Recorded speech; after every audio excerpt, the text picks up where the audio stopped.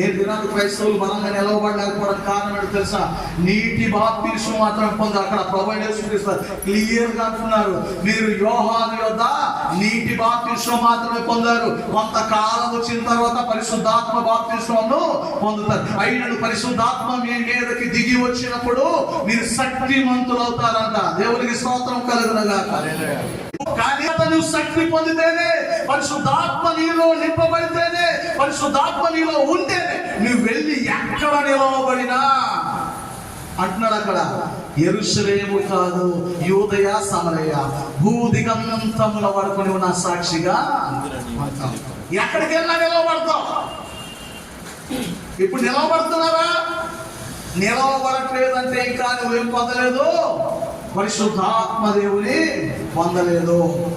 పొందిన వారు శక్తిమంతులు అవుతారంట. ఎక్కడికెళ్ళినా దేవుడు కొరకు స్ట్రాంగ్ గా నిలబడతారు.